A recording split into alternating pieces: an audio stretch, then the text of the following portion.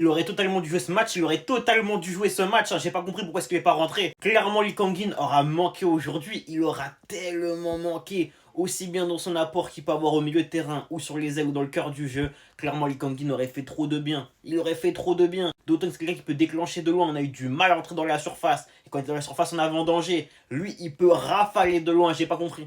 Je n'ai pas compris. Et ça qui m'énerve un peu avec Lee Kang-in, c'est que je trouve qu'on est ingrat envers lui. Genre souvent on est ingrat envers lui, il est considéré comme un troisième couteau, alors que des fois, même actuellement, il mérite d'être titulaire. C'est pas une de dire ça. Lee Kang-in est meilleur que Barcola. Lee Kang-in, est-ce qu'il est vraiment moins fort que Gvar en ce moment? Je suis pas spécialement sûr. Est-ce qu'il est moins fort que Maïwu? Je ne pense pas non plus.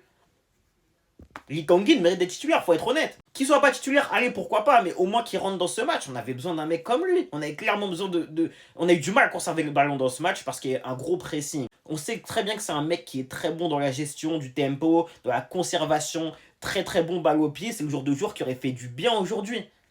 Et il rentre pas. Il rentre pas. T'as besoin d'un mec qui peut tirer de loin, mais il rentre pas. T'as besoin d'un mec qui peut conserver, il rentre pas. T'as besoin d'un mec qui peut être bon au contre-pressing, mais il rentre pas. J'ai pas compris. Je n'ai pas compris.